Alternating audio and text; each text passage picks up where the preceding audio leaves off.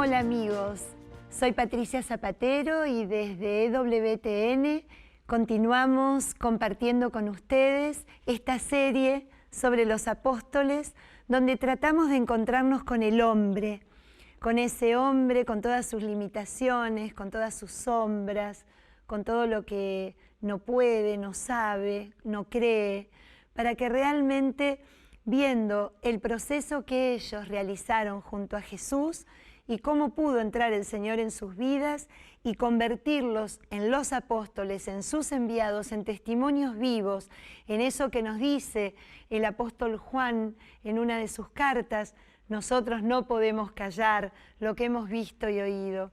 Nosotros tratamos a través de esta serie de que a todos nosotros nos pase lo mismo. Nos atrevamos, si sentimos que tenemos alguna traba en nuestra vida, algún pasado que nos tiene anclado, alguna duda que no nos deja vivir, alguna pena, alguna falta de perdón, alguna falta de descubrir el amor. A través de los testimonios de ellos, la idea y la intención es que podamos también ir liberándonos de eso con la ayuda del Señor y con la ayuda del Espíritu Santo, que no tenemos que olvidarnos que está siempre con nosotros. Y hoy vamos a seguir ahondando en estos testimonios de vida, como les decía, y vamos a hablar de un apóstol que solamente es mencionado en el listado de los 12. No lo vamos a encontrar mencionado en ningún otro lado. Solo aparece enlistado cuando el Señor da a conocer a quienes eligió. Por ejemplo, si ustedes van al Evangelio según San Lucas, en el capítulo 6, versículo 12, van a encontrarse que dice: Jesús fue al monte a orar, pasó toda la noche en oración con Dios. Cuando amaneció, reunió a sus discípulos y eligió a los 12, que los llamó apóstoles. Simón, al que le puso por nombre Pedro, su hermano Andrés, Santiago, Juan, Felipe, Bartolomé, Mateo, Tomás, Santiago, hijo de Alfeo, Simón, llamado el Celote, Judas, hijo de Santiago, y Judas Iscariote, que fue el traidor. Fíjense que este Bartolomé, que es de quien vamos a hablar hoy, y después vamos a hacer también mención a quién fue Judas, el hijo de Santiago, o también nosotros lo conocemos como Judas Tadeo. Vamos a hablar un poquito de los dos, pero hoy nos vamos a centrar en este Bartolomé. Como les decía, los evangelios no hablan absolutamente nada de él, no hay ningún testimonio, pero si uno va al Evangelio según San Juan, en el capítulo 21, en el momento en que el Señor se aparece resucitado, en el escenario donde se vuelve a recrear esa pesca milagrosa, ¿no? Donde algunos de ellos, algunos apóstoles, estaban pescando y el Señor desde la orilla los invita a que tiren la red hacia la derecha, dice el evangelista Juan que entre los apóstoles estaba Simón Pedro, Tomás, llamado el mellizo, Natanael, el de Caná de Galilea, los hijos de Zebedeo, etc. Justamente siempre se lo ha equiparado a Bartolomé con este Natanael. Este Natanael que también en el único lugar donde lo podemos encontrar es en el Evangelio de Juan, en un episodio tan lindo y que todos recordarán cuando vimos al apóstol Felipe, porque Felipe, después de haber sido llamado, porque acuérdense que Andrés lo siguió al Señor, pero Felipe fue llamado por Jesús, salió corriendo, ¿no? Lo que marcamos siempre, cada vez que los apóstoles fueron invitados a ver y a estar con Cristo, siempre salen de la misma manera, encendidos en la pasión de querer contar lo que les pasó en el momento que se encontraron con Él y de todo, e invitando a todos aquellos que puedan a tener esa misma experiencia. Y eso fue lo que hizo Felipe cuando el Señor, al encontrarlo, lo invitó a que lo siga. Felipe dice que era de Betsaida, recordarán ustedes, el pueblo también de Andrés y de Pedro. Y dice que luego Felipe encontró a Natanael y le dijo: hemos encontrado a Jesús de Nazaret, el hijo de José, de quien escribió Moisés en la ley y los profetas. Natanael le respondió a Felipe: ¿acaso de Nazaret puede salir algo bueno? Felipe le contestó: ven y verás. Entonces Jesús vio venir a Natanael y comentó: este es un verdadero israelita, no hay engaño en él. Natanael le preguntó: ¿de dónde me conoces? Jesús le respondió: te vi antes de que Felipe te llamara, cuando estabas debajo de la higuera. Natanael entonces le dijo: Maestro, tú eres el Hijo de Dios, tú eres el Rey de Israel. Jesús le preguntó: ¿acaso crees porque te dije que te vi debajo de la higuera? Vas a ver cosas más grandes que estas. Y añadió: les aseguro que verán el cielo abierto y los ángeles de Dios subir y bajar sobre el Hijo del Hombre. Este capítulo 1, ya el final del capítulo 1 del Evangelio según San Juan, nos ilustra este encuentro tan especial. Un encuentro que tenemos que explicarlo para poder realmente ponerlo en contexto y poder sacar esa enseñanza, eso que nos toca en nuestra vida propia. Fíjense que Felipe, cuando lo encuentra a Natanael, seguramente ya lo conocía y seguramente de la manera que se arrimó a él y le contó a quién había encontrado, da la sensación, y en esto coinciden algunos exégetas, algunos estudiosos de la Biblia que comentan el Evangelio de Juan, que Natanael no era una persona inculta en relación a los textos sagrados y en relación especialmente a las promesas que Dios le había hecho a Israel. Inclusive hasta como parece por la manera como le habla Felipe, de que Natanael fuera hasta rabino, fuera hasta maestro, no rabino exactamente, pero sí un instructor de ellos. Porque fíjense, le da a entender como: ¿viste, Natanael, ese que vos nos enseñás cuando venís y nos convocás para que podamos leer la ley y los profetas? Bueno, ese es al que encontré, ese del que escribió Moisés y que vos nos hablaste tanto. Y también mencionan los profetas en sus distintos libros. Da esa sensación, da como una sensación de que Felipe, con un corazón ardiente porque había estado ya con Jesús, se encuentra con aquel que trata de explicarle y de enseñarle la esperanza de Israel, lo que estaban esperando y cómo se tenía que manifestar. Entonces es ahí donde Natanael le responde a Felipe, ¿no? Esa famosa pregunta que muestra la ironía, que también utiliza como método de escritura el evangelista Juan: ¿acaso de Nazaret puede salir algo bueno? Claro, él que conocía la Escritura, que sabía que de repente Nazaret en ese momento primero era una región de la Galilea, que de la Galilea no se esperaba al Mesías se lo esperaba de la Judea, se lo esperaba bien claramente, ¿no? El Mesías tenía que venir de la casa de David, y David era de Judá, de Belén de Judá. ¿Cómo puede ser que de Nazaret, que ni siquiera estaba en los mapas, ni siquiera era una ciudad importante en aquel entonces, pudiera salir algo bueno? ¿Pero qué le dice Felipe? No le dice: tenés razón, como veíamos cuando estuvimos hablando un poquito de él, no se desanima, no abandona esta misión de hacerle tener la experiencia de que conozca a Cristo. ¿Qué le dice Felipe? Vamos, Natanael, ven y verás. Tené tu propia experiencia. Este pasaje del Evangelio nos dice algo tan lindo de lo que es justamente, y que lo trata tanto el Papa Francisco en Evangelii Gaudium, ¿no? En este gozo de la evangelización.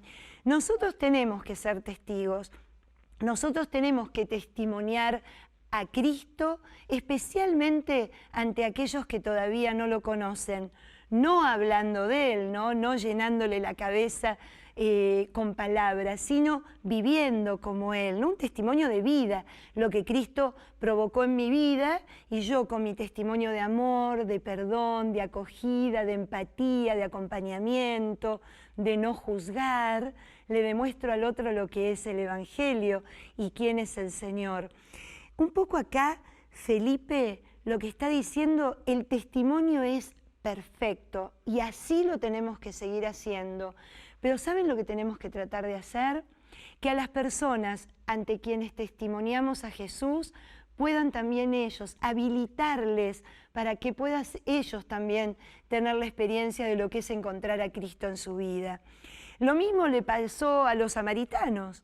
Cuando la samaritana, después de darse cuenta ante quién estaba, dejó el cántaro, que cuando uno lee a Juan era el elemento de importancia, porque con el cántaro iba a ir a buscar el agua, ¿no? A ese pozo, abandonó lo que le importaba hacer ese día para ir a contarles a sus hermanos samaritanos que había encontrado al Mesías. Pero ¿qué le dicen los samaritanos una vez que se encuentran con Jesús? La verdad, algo así como si estuviéramos hablándole hoy en pleno siglo XXI. Mirá, no te ofendas, samaritana, pero si nosotros creemos, no creemos tanto por lo que vos nos viniste a contar, sino porque lo pudimos experimentar con nuestra vida. Eso es lo que trataba de hacer Felipe con Natanael. Felipe quería que él pudiera experimentar lo que era estar al lado de este hombre que te deja el corazón ardiente. Entonces ahí es donde empieza ese encuentro precioso entre Jesús y nuestro apóstol. Entonces cuando lo vio venir, le dice, este es un verdadero israelita, no hay engaño en él. En algunas versiones dice, ese que no tiene doblez, aquel que es leal, es un israelita leal. ¿Y dónde vio? ¿Dónde podemos decir nosotros que Jesús vio ese verdadero ser del pueblo de Dios, ¿no? Porque acuérdense que los israelitas eran el pueblo elegido de Dios, y aquel que decía este es un verdadero israelita, aquel que es el pueblo de la espera, el pueblo de la promesa, el pueblo de la esperanza. ¿Y por qué dice eso? ¿Qué vio? ¿Porque sabía mucho? ¿Porque era el que explicaba abajo del árbol a sus amigos? ¿O tal vez porque conocía mucho las Escrituras y era capaz de decir que de Nazaret no podía salir nada bueno? No. ¿Saben lo que vio Jesús? Que él, con toda la sabiduría que tenía y con toda la seguridad que manifestaba, de alguna manera quiso recorrer un camino que a lo mejor inclusive le hacía ver hasta que él estaba equivocado. Natanael encuentra grandeza ante Jesús justamente porque no se quedó diciendo yo tengo la verdad y no voy a ir a perder mi tiempo. No, se levantó y fue.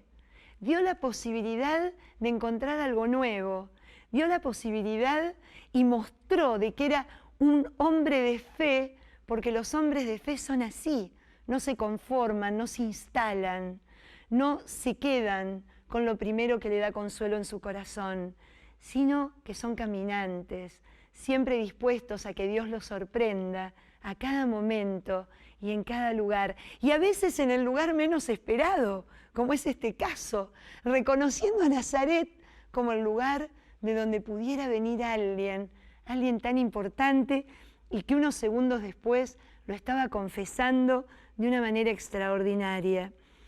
Entonces, claro, ¿qué es lo primero que le dijo Felipe? ¿De dónde me conoces? ¿A dónde nos encontramos antes? Le diríamos hoy, ¿no? Jesús le respondió, te vi antes de que Felipe te llamara, cuando estabas debajo de la higuera. Acá tenemos que explicar, Porque bueno, el evangelista Juan es judío y es un evangelio escrito para judíos que conocen mucho su fe, su tradición y su cultura. La higuera es uno de los símbolos de Israel. La higuera simboliza inclusive al mismo Israel. Es por eso que en los evangelios vemos tantas veces a un Jesús enojado y hasta maldiciendo a la higuera que hasta termina seca, porque pidiéndole un fruto, un día que tenía hambre pasó por ahí, le pidió un fruto y la higuera no le dio fruto. ¿Y cuál es la característica de la higuera? Es un árbol frondosísimo, es un árbol que se ve muchísimo, de alguna manera se hace notar, pero ese que le pidió, cuando pasó Jesús y le pidió un fruto, no tenía un fruto para darle.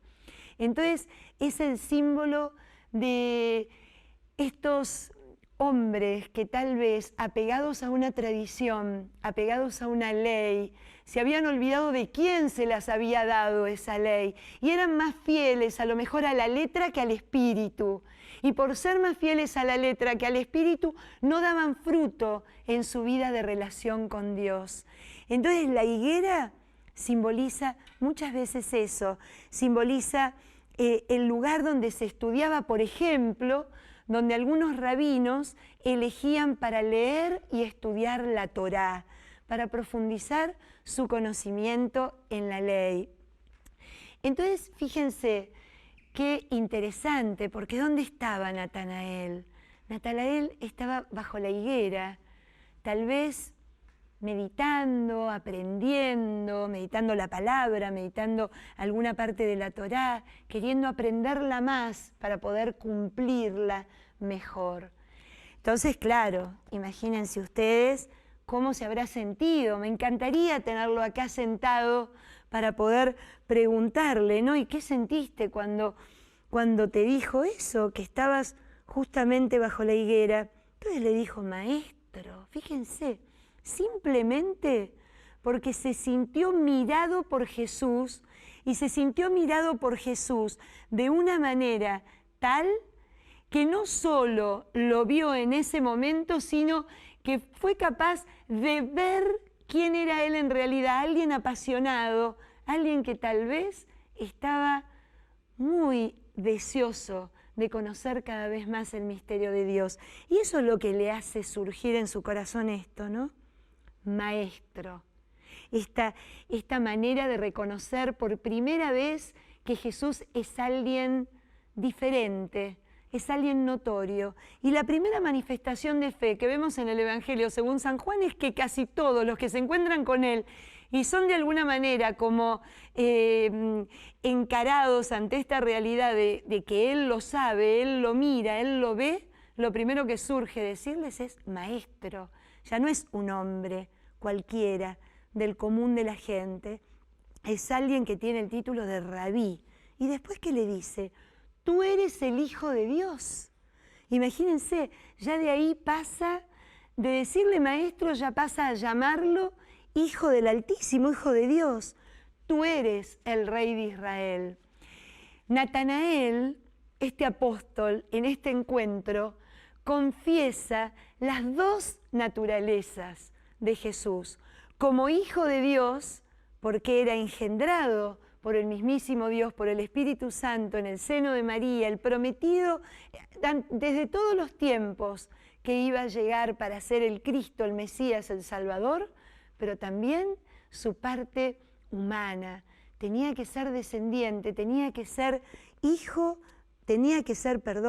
descendiente del Rey de Israel, tenía que venir de la vertiente de David, siguiendo la promesa que había hecho el profeta Samuel a David, que de su casa iba a venir aquel que lo reinaría por todos los siglos, cuyo reino no tendría fin. Entonces fíjense qué cosa más linda, ¿no? Porque Natanael, el que primero irónicamente dijo, ¿qué puede salir de bueno de ese lugar? Y que se sorprende por esta insistencia de su amigo, que sale al encuentro de esta novedad, este Natanael es el que termina declarándolo maestro Hijo de Dios y Rey de Israel. Sabemos que Rey de Israel es lo mismo que si le hubiese dicho Mesías, Salvador. Entonces Jesús le pregunta lo que casi siempre se pregunta en el Evangelio de Juan, porque si el Evangelio de Juan fue escrito y fue transmitido para que nosotros creamos, siempre aparece este cuestionamiento. ¿Acaso crees porque te vi debajo de la higuera? ¿Acaso crees porque te dije que te vi debajo de la higuera? Ustedes recordarán que esta misma pregunta se la va a hacer a la samaritana. ¿Acaso crees porque te dije, te hablé de tu vida, de tus maridos? O sea, ¿acaso crees porque pudiste ver? ¿No? Siempre va a estas preguntas tocando el corazón humano del apóstol, ¿no? Y llevándonos siempre a este desafío como hombres de fe, de tratar de creer sin tener que comprobar. Y le termina diciendo, les aseguro, vas a ver cosas más grandes que estas, y les aseguro que verán el cielo abierto y a los ángeles de Dios subir y bajar sobre el Hijo del Hombre. Este cielo abierto que ya se abrió con la encarnación del Señor, un cielo que estaba muy cerrado, tan cerrado, era un Dios tan distante que ni siquiera se podía mencionar su nombre, no se lo podía llamar ni siquiera por el nombre, no se podía ni siquiera decir el nombre de Dios. Y aquí el Señor les vaticina un cielo abierto, porque desde que Él llegó, desde que Él se encarnó, acercó el cielo a nuestra vida, y Él mismo, observándolo, nos hace tener siempre las primicias de ese cielo cuando dejamos que realmente se adueñe de nuestro corazón y se convierta en el centro de nuestra vida. Y yo les decía que iba a mencionar a otro de los apóstoles, a alguien que también solamente, prácticamente, no está mencionado en ningún lado, solo está en el Evangelio de Juan, también en un entorno en donde el Señor se está despidiendo, está preparando a sus apóstoles para lo que está por venir. Y este Judas Tadeo, que aparece muchas veces como el hijo de Santiago, y Judas Tadeo, antes de leerles la preguntita y el episodio donde aparece mencionado, viene del hebreo tadá, que significa pecho, que significa alguien engrandecido, alguien magnánime, alguien muy bueno. Es el sobrenombre que se le da a este Judas y que cuando lo mencionan en algunos lados dicen el otro Judas, no el que lo traicionó, ¿no? Para dejarnos bien en claro que son dos los apóstoles que llevan el mismo nombre, pero que tienen un derrotero, un proceso junto al Señor completamente diferente. Yo les decía que no aparece sino mencionado en el número de los 12, ¿no? En los distintos evangelios sinópticos, o sea, en Mateo, en Marcos y en Lucas, y aparece en el capítulo 13, en el capítulo 14, versículo 22, cuando el Señor justamente estaba en la última cena, hablando con sus discípulos, y dice lo siguiente, miren Juan cómo lo describe. Judas, no el Iscariote, le preguntó, Señor, ¿por qué te vas a manifestar solo a nosotros y no al mundo? Y miren lo que le contesta Jesús. Si alguien me ama, cumplirá mis palabras, y el Padre lo amará, y vendremos a Él y pondremos nuestra morada en Él. Fíjense cuál es la respuesta de Jesús. Jesús inmediatamente que le contesta ante esta pregunta de ¿por qué te vas a manifestar a nosotros y al mundo no?, le hace entender que no es la manifestación de una cosa, de un objeto, de un programa. es la manifestación de una persona. Y esta persona se puede manifestar en la vida de los hombres cuando nosotros, a los que quiere manifestarse y que desea que recibamos esta manifestación, le abrimos el corazón y lo dejamos que sea parte de él. Si alguien me ama, cumplirá mis palabras, y el Padre lo amará, y vendremos a él y pondremos nuestra morada en él. Fíjense, este es el único momento que aparece Judas Tadeo. Pero qué lindo, ¿no? Porque muestra además la confianza de poder preguntar, la confianza de querer saber, la confianza también de no quedarse con dudas. Y con una certeza, Judas va a ser uno de los que escriba una de las cartas católicas que están casi al final. Y también es una carta dura, una carta de exhortación, una carta en donde realmente pide que seamos muy atentos, especialmente aquellos que quieren transmitir una fe torcida, que quieren transmitir una doctrina de Cristo incorrecto y que a veces, por no transmitir la verdadera, la del amor, la de la fe, la de la auténtica confianza en el Espíritu Santo, tantos hermanos quedan en el camino y no pueden alcanzar eso que alcanzó Natanael cuando se encontró con Felipe, esa experiencia de Cristo, esa que realmente lo hizo poner en movimiento y lo hizo desinstalarse, porque el Señor, una de las cosas que hace es separarnos de la planta, en este caso de la higuera, de sacarnos fuera de nuestro refugio, de llevarnos a la intemperie de su amor. Así que bueno, hoy tenemos para pedirle a estos dos amigos que abrieron el corazón, tanto Bartolomé, Natanael, como Judas Tadeo, que intercedan por nosotros, para que también nosotros abandonemos nuestro puesto de seguridad y estemos siempre al alcance del amor de Dios y de su Espíritu, que nos impulsa a que sigamos recorriendo nuevos caminos. Nos vemos en la próxima. Chao.